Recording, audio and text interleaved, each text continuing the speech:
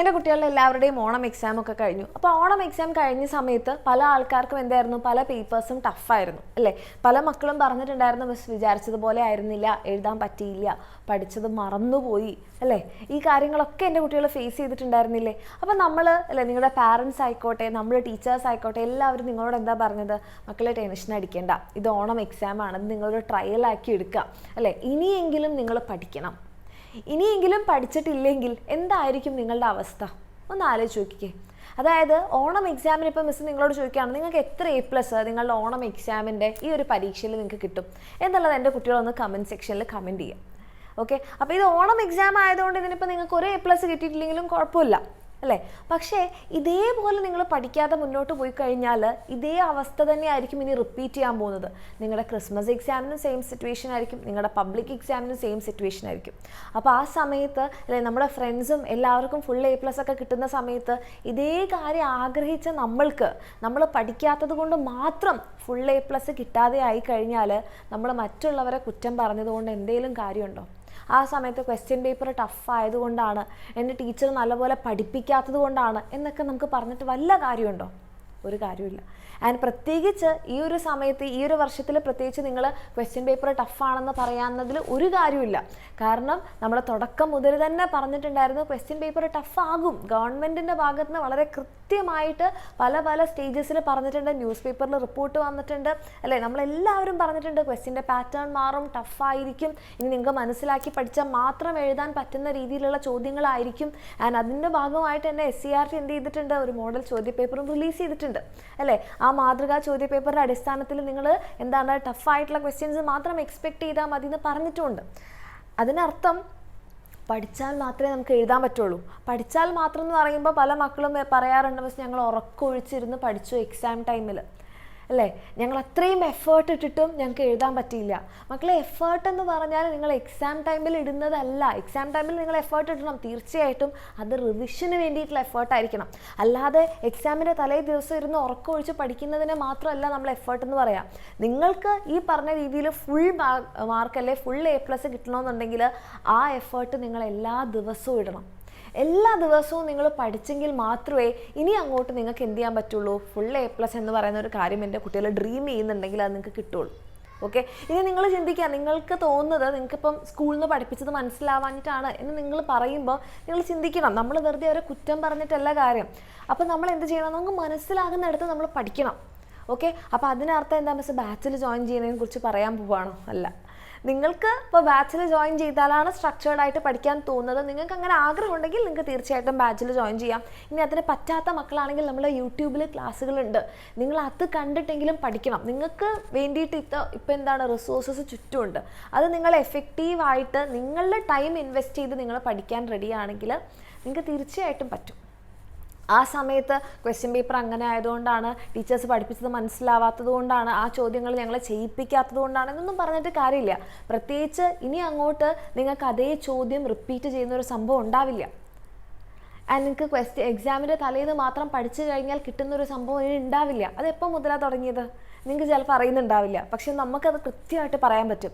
കാരണം നമ്മുടെ കൊറോണ വന്ന സമയത്ത്, 2020 കൊറോണ വന്ന സമയത്ത് എന്താണ്, കുട്ടികൾക്ക് സ്കൂളിൽ പോകാൻ വേണ്ടി പറ്റില്ല.